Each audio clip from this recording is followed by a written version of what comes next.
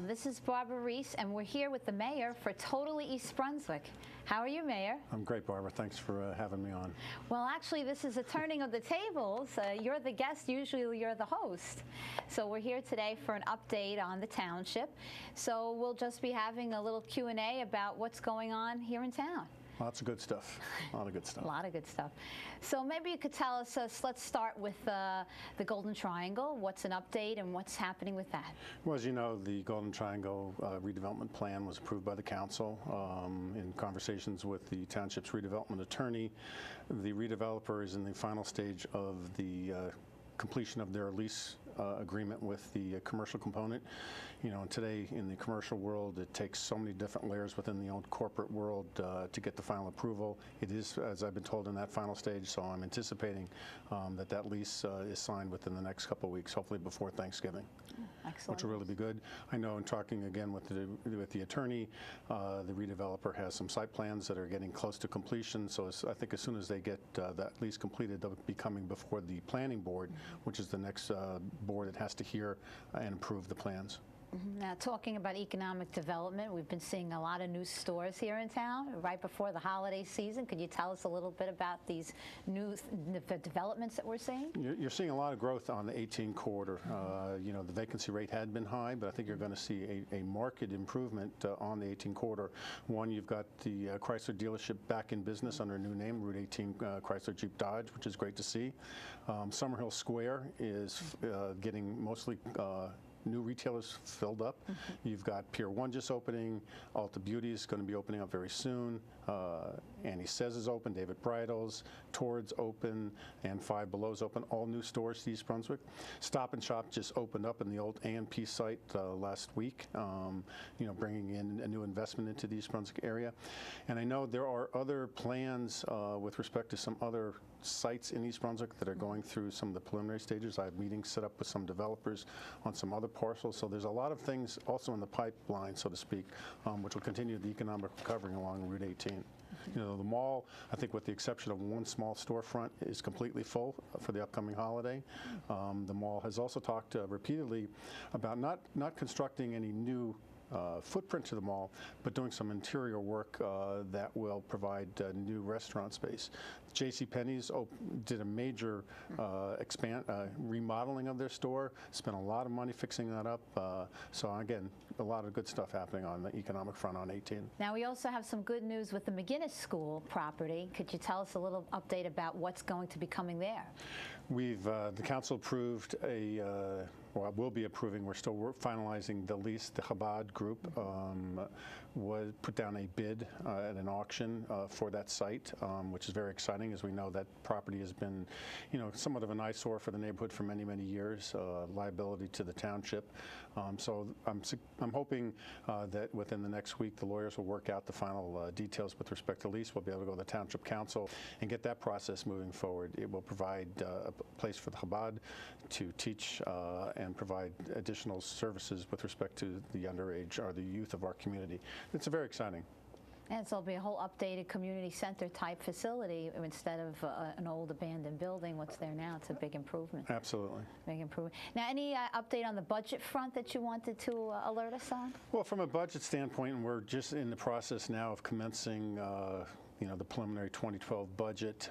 One thing that is of a good news is, you know, with the pension and health reform that was passed by the state legislature this year, you know, our pension obligations from the municipality are actually going to drop this year. You know, one, it's when I took over as mayor, the workforce over the last 3 years has been reduced by approximately 60. We were roughly about 320. We're down to about 260. There is actually a lag time when someone leaves employment to when the township's obligations with respect to the pension ceases. So we're actually seeing the combination of that lag time period ending and that pension reform. In years past, our pension costs last year, off the top of my head, went up close to $750,000. I think this year we're actually going to be reducing our pension costs. You know, it's still subject to what the state does in 2012, but that's a tremendous improvement that will help us with respect to taxes. You know, when I took over as mayor, we worked with Lou and Jim, the CFO Lou Neely and Jim White, the BA, we kind of formulated a short-term plan and a long-term plan. So we're seeing some of the planning that we had prepared early on take effect for next year's budget. So the only real thing that's got me somewhat concerned again is, the nationwide decline in property values continues to affect East Brunswick. But I think the 2012 budget will certainly be better than what we've seen in years past. And should residents expect any changes to services within the next 6 months? No, I think we're in good shape. Everything, snow comes, we clear it, garbage gets put out, it goes. The township employees have done a great job. We've had some unbelievable weather this past year between, the snowstorms of last year, the hurricane, the windstorm of even last year. But at the end of the day, whatever needs to be cleaned up, we get cleaned up and life goes on.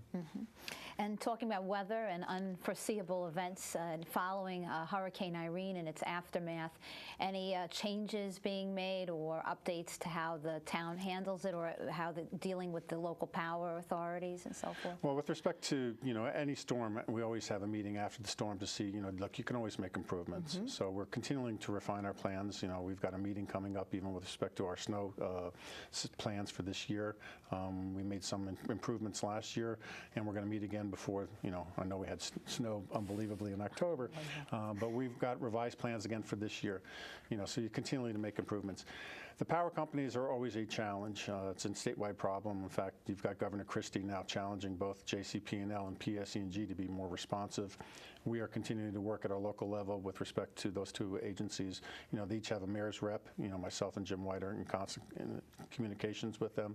But it's a tough battle, I'll be honest with you. Any changes, I guess, with the Squire Street residents? Are they up and running? How are they doing? Squire Street, which was an area of town that was dramatically affected by Hurricane Irene, I had some hopes of trying to purchase that property, because it's really become uninhabitable for those residents, and nor can government, through no fault of East Brunswick, just the way the water starts down in Monroe, works its way through, Spotswood, Helmetta, and the dams are not working, the dam systems, and it eventually ends up always on Squire Street. That didn't work out. The individual homeowners have applied through Blue Acres, which is a state process in which maybe the state buys them out, and I'm in support of that application. But we're doing our best from a municipal standpoint to provide whatever services we can to Squire Street. And even beyond Squire Street, with respect to residents that were impacted by Hurricane Irene, we waived some of the permitting fees that are required. There's some fees that are state fees we cannot waive, but some of the local fees, just because those people were impacted by the storm, they're not looking to make additions, they're just trying to do repairs. So we're trying to lessen the burden of the cost on it with respect to that. Sure. And now that we're talking about land, are there any open space purchases that are coming up for the town? No, we still have to close on the Forder Farm, which was announced long ago. The funding's in place. There's still some environmental remediation that needs to be done, and we're still trying to get a handle on what those costs are so we know how to share them, whether it's between the property owner, the county, or the township. We've got one last phase that's being tested, which is the small pond that's on that property, but I'm hoping that we can get that closed relatively soon. Beyond that, there's nothing planned. And looking ahead to 2012, are there any particular goals that you have in mind that you'd like to accomplish for the township? I think from an infrastructure standpoint, look, as we close out 2011, we're going to see Pine Ridge Park come to completion. We finished the concession, the bathroom stands over at Heavenly Farms. We've made our continued improvements in the roads. As I approach 2012, I really don't have any plans in terms of other than what I always call the basic routine infrastructure that you always need to maintain. But there's nothing planned. My view of 2012 is really, let's get our financial house even in better shape, and then we'll move forward.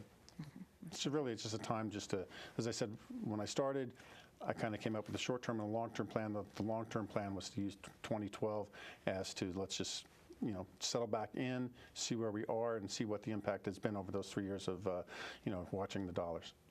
Well, and part of that has been to promote business. Recently, you had the East Brunswick Business Alliance, which you helped to spearhead. How are they doing, and what are their upcoming plans for the coming year? They're doing well. This was a group, the idea was to reestablish the Chamber of Commerce really had gone out of existence here in East Brunswick. It was really a way, from my standpoint, to see how the township could assist business in really helping themselves. They are run by themselves. It's a group of business people that formed the board on that. They had one event earlier, the Great Tent Sale, which was very successful. It highlighted a lot of their businesses. Their membership is growing. I know that they're planning planning future events. So I think it's an opportunity for the businesses themselves to work together and find ways where how their businesses, even though they may be distinct from another business, still have the same ultimate consumer. And that's gone hand in hand, through EBTV. We've done a successful program with what we call Shop East Brunswick.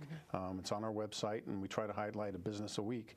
And I will tell you that in talking to the business owners where we have done the taping, they've seen an improvement in their business. It's a way of getting information out to the residents. So, I'm looking to continue that program with cooperation with the EBTV. So, Mayor, do you mean the Business Spotlight show that you recently did? You're right. There's two different programs, actually, that when we're merging them. For this week in East Brunswick, we tape a Business Spotlight. As I said, we'd like to highlight one business a week to provide information about that business to our residents. On our township website, we have a program called Shop East Brunswick, where businesses can provide basic information about their own business or services that's categorized by the service or the retail type store. And that what we're trying to do is, if for any business that we've done a business spotlight, we're actually going to link that to their site on the Shop East Brunswick. It's a project that we've got moving forward into 2012 to try to link it. It's all part, as we talked about earlier, about growing the business community. These are just some of the efforts that I've done to try to help our local businesses. And for example, you recently had a alluring ballroom on your show, and they have quite a dance studio there. And I know some of the kids are dancing as well. Is that something we'll see in your future, a dancing engagement? Well, no, I don't think so. As I like to say, I was married 32 years ago and I haven't danced since, and we're not going to break that record. Well, it was still fun seeing you there. And for people that are new to the area, that's a great way for them to learn what Route 18 offers business-wise for them, too, if they watch that segment. Absolutely, because I think we've taped well over 30 different stores, and it's not just stores, it's services that are offered, and it's run the entire gamut. So it's a wonderful segment, and I think it's even highlighted on EBTV on their video on demand. So if you've not seen the shows, go into the East Brunswick Public Library's website, and you'll find EBTV, and you'll find links to it. It's a great way to learn about the local businesses here in East Brunswick. That's true. That's ebtv3.org under video on demand. Very impressive. And you could find that. Well, so tell us a little bit about being mayor. You definitely go to these council meetings. You meet some happy residents, and you meet some not so happy residents. How is it dealing, the role of mayor? How has that evolved, I guess, over time, and how are you dealing with being the mayor? Well, I will tell you, the mayor is really a full-time position. Part of it is the business aspect of it, which you work out throughout during the day, and you just fit it in between that and your what I always like to say to the third graders who tour during government, my real job. If that's a balancing act, you start early, you end late. But part of being mayor, a big part of being mayor, is being out in the community. The office of the mayor is something that people loved at their events. They want to know that they have the backing of the township. So you go to a lot of different events, which is fantastic, because for myself, it's just you learn a lot about your community. You learn about different cultures. So it's a great experience. It has really opened my eyes up to I've lived here for over 30 years. You tend to have your group of friends, your own demographics and whatnot. It really has opened your eyes to what a diverse community East Brunswick really is. Mm-hmm. And I know that you had some times when people could come to your office and speak to you about issues that are on their minds. I used to do open hours. Really stopped it only because I'm there so much, quite honestly. If anyone calls my secretary, we'll work it in, as opposed to setting a specific time. Whatever the time of day is, Carol, who's my secretary, will usually coordinate between my, again, real life schedule and whatnot. And we find times for residents no matter what it is. So if a resident wants to get in touch with you by email, let's say, or by phone, what's the best way for them Email is to just mayor@eastbrunswick.org. My office number is 732-390-6810. As I said, Carol's my executive secretary. Does a wonderful job meeting all the needs and balances that I have in my private life and in the mayor's life. So if you have a question, want to have a concern, or you want to meet with me, just give Carol a call and she'll set up the meetings. And what are your hopes for East Brunswick in the coming years? Let's say 5 years down the road or 10 years down the road. Well, I think a lot, look, there's always two different things for me. First, it's always economics, because at the end of the day, we can talk about quality of life, but if we can't afford to live here, you can talk about the greatest quality of life, but at the end of the day, we need to make sure our homeowners can pay their mortgages, make sure their kids and their families are taken care of, and then have the discretionary income to enjoy their lives. It's been a challenging time. I've been mayor now roughly almost 3 years. Economics of the world have really not changed. In fact, some will tell you that we're on, whether we're on the doorsteps of a double-dip recession or no one really wants to characterize it, but we're certainly not anywhere seeing an uptick in tremendous growth. The jobless rate still in this country is somewhere hovering around over 9%. So, you have a lot of struggles that our families are trying to meet just to pay their bills. So I have focused from day one and continue to focus on the bottom line. I think we've done a great job of cutting expenses, but maintaining the level of services that East Brunswick demands. Our residents, we're East Brunswick. We expect a lot from our community. And I think we've done a great job of providing the services that our residents want while doing our best to maintain and lower expenses. The frustrating part for me as mayor is when I took over the budget, it was $64 million. Our budget right now is somewhere around $56 million, but you have not seen that corresponding reduction in expenses translating into a reduction in taxes. We've lost revenue. Property taxes, when they decline and people appeal their property taxes, I know a lot of people say, well, I'm somewhat self-motivated or have self-interest here. The system is broken. For instance, the township, the municipal government, I collect all taxes, whether it's a county tax, a school board tax, or a fire district tax, and they own municipal taxes. I'm the collector. So I'm only roughly 20 cents of your taxes.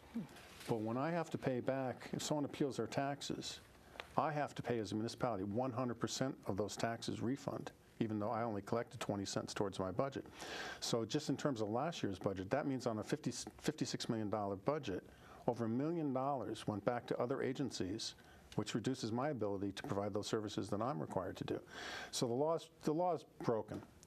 Trenton is reluctant to change it, just because that's the way it's always been. I think that's somewhat of the frustrating part for me is I think there's been a lot of reform in Trenton. I think there's a lot more that needs to be done. I think a lot of the problem from my perspective as mayor, I think sometimes the state legislator looks at it, I'm not going to use the ivory tower example, but I think unless they've been in local government, they don't understand, if I use Reaganomics, the trickle-down effect. A lot of what happens at the state affects the local government, which I have no power to change because it's the state legislation. And that makes it very difficult and very frustrating. Do you think regionalization is an answer to some of these problems? People like to talk about regionalization, shared services. It's a nice buzzword. Works in specific situations. I don't think it's the catch-all for the solutions that's going to solve the world. Look, from East Brunswick standpoint, we've been doing shared services long before as mayor, and we continue to do it. I mean, the most recent one is the agreement we have with Helmeta with respect to our, the animal services in terms of, reducing our own expenses. So that works out well. And we always look for shared services. But we're the largest town if you look at our surrounding communities. The South Rivers, the Spotswoods, the Helmeta, Jamesburg, Milltown. They're the ones that really need to join us to gain efficiencies. But part of the problem is, as I said before, we've reduced our workforce from 320 to roughly 260. I don't have a lot of excess capacity in terms of productivity from employees to take on additional work. So it's a tough sword there to say, do this. I don't have much to do it with. It's tough. We're continually looking for ways to become more efficient, but we're pretty lean as it is.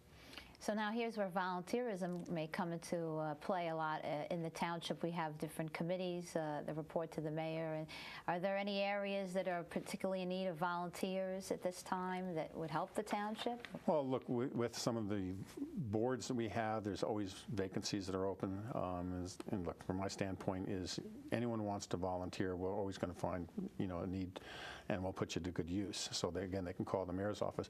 I mean, where you see a lot of great volunteerism is our fire department, the rescue squad. I can't tell you how many times, if I look at the fire department, the 3 different districts, even the last couple of storms, trees need to be moved. Whatever needs to be done, at the end of the day, those volunteers are out there helping the township. And these people are not paid. They give up their own time freely, as do the rescue squad. So, I mean, one, they're always looking for members, so those who want to get involved can get involved. Even if you don't want to ride the rig, so to speak, for the rescue squad, there's always the administrative type work that needs to be done. Our community, we are East Brunswick, but we still have many families that are hungry. We are doing a food drive in town that we do pretty much all year round. The crisis room over at Aldersgate does a wonderful job with respect to providing social services to many people in need in East Brunswick. So there's always ways to get involved. Bring food. I think we're on great grounds in terms of our economic setting. there's many other towns as we look back. They had to lay off employees. They had to go to a 4-day work week. They had to furlough some employees. At the end of the day, everyone who's working for the township continued to hold their job. We came in with health care contributions long before the state required it. We worked out a negotiated contracts with our unions, but at the end of the day, I will tell you one thing I'm very proud of our workforce is, when we had the snowstorms of last year, there was many municipalities because of labor friction. A lot of employees didn't show up to work because they were upset. Our employees come to work every day. They're dedicated. They actually care about this township. So we are continuing to move forward. Even the police department, again, as I took over as mayor, the police department was staffed at roughly 93 officers. We are today at about 82. But the way we had restructured one with Director Roberson and now with Deputy Chief Bill Krause, we've continued to make sure that the force that's on the street through the traffic and the patrol divisions have remained the same. So the response time, if you call 911, despite the reduction in the workforce, you're still going to get the same response time in terms of how long it takes from the police to get to your place of need. So those are things, as I said, we continue to watch efficiencies, but we've continued to grow the town, as I said, with the infrastructure. Pine Ridge is getting their new playground and new park system. Heavenly Farms saw improvement. We're getting better use of the community arts building. So again, from my perspective, it's always the balancing act between watching the bottom line, but we all want wonderful things in town. So that's really what's been going on. And the resurgence on the Route 18 corridor will certainly provide, a better shopping experience for our East Brunswick residents. And I want to encourage them to shop East Brunswick. Granted, we don't get, people tend to think that when you go to the store and you pay sales tax, we get a portion of it. We don't. That all flows to the state. Unlike other jurisdictions like my store in New York, a small portion of that actually goes to New York City. It doesn't work that way. But a successful business means that store continues to operate, which means that we collect real estate taxes. So at the end of the day, you want a vibrant community to help support, the mostly bedroom community that we are. It's a win-win situation. Absolutely. Absolutely. Well, I've shopped many of the stores here in East Brunswick. There are really a lot of new things going on. Right. Yeah, I agree with you, Barbara. You mentioned earlier, Mayor, we have already had snow at an early date with the bad weather coming, inclement weather. What are some things residents can do to make snow removal easier? First, again, get your cars off the road. The reason for that is it lets our crews get through more efficiently, and it helps them go from curb to curb. Understand also, I hear it all the time, even as a homeowner, yes, the plows may come after you've done your driveway and you're going to get plowed in again. There's really no way to stop that. Just work with us the best we can. Two, if you have not shoveled your snow off your sidewalks, do that. Even if there's icy condition, put down some ice melt or something, sand. We are going to take more enforcement every year. We've done more and more enforcement because it is a public safety issue. So if the cars aren't off the road, you might see a summons on the window. It's not about revenue. It's about getting public safety. And if you haven't cleaned up your sidewalks, you might get a notice from our code enforcement because this is all really, as I said, public safety. We want to make sure our kids are walking to school safely. Makes sense. And talking about curbside, recycling, garbage, any updates on services with recycling and things you could do, I guess, for the winter, too, to keep things safe? Well, look, recycling stays the same every other week, as we've done for many, many years. One of the changes that we did when we went from the change in services with respect to solid waste is we really expanded the services that we offer at the recycling center, which is open Monday through Friday and also on Saturdays. If you have household waste, you can bring it up there anytime. If you're recycling, if you have more than that you want to keep in your house, bring it up there. I mean, pretty much almost anything goes up there. If you have concerns whether the recycling center takes it, just give them a call at the recycling center. But it is really one area of town that our residents love. No, and it makes a lot of sense that you can go and bring it in when it's convenient for you. Absolutely. And tell us, communication-wise, I understand that you've become an expert tweeter. I myself followed your tweets when it was the Hurricane Irene. You were giving updates on the power outages and what the township was doing. Well, as I said before, we always try to improve the services that we offer our residents. And one thing I learned is, communication is always an issue. Some people say, well, why didn't we provide more updates on the website? Why didn't we do this? So the last storm, a couple storms ago, I said, you know what?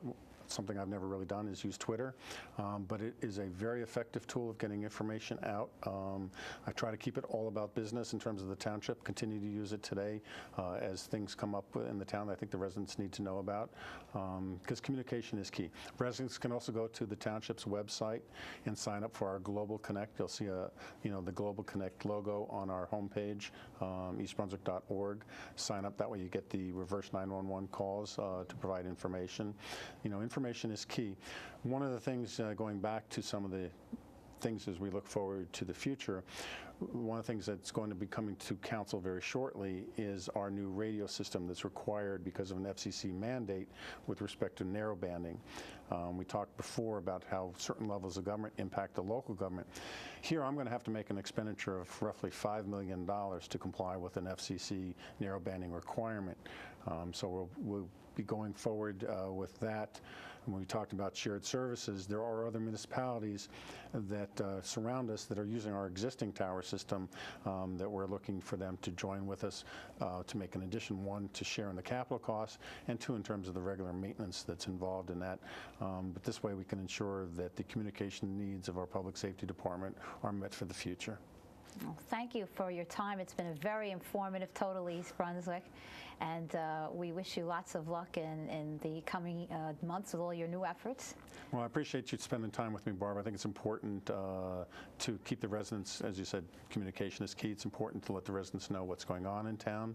One thing I would also like to just mention, I know we're approaching the holiday season. I want to wish the residents, no matter what holiday you observe, the best for the holiday times. And also bear in mind, as I said before earlier in the show, that not everyone in East Brunswick has the economics that some of us may have. So share with your neighbors, whether it's giving food or even, if you don't even want to buy food, you can drop off gift cards from some of the local grocery stores over at the recreation department. They take it all the time. You can donate food in the same gift cards over to the Aldergates Church at the crisis room. So that's one thing I would want to reinforce to our residents, not only for the holiday season, but year round. There's always a need in our community. Thank you so much for your time. Thank you, Barbara. Pleasure.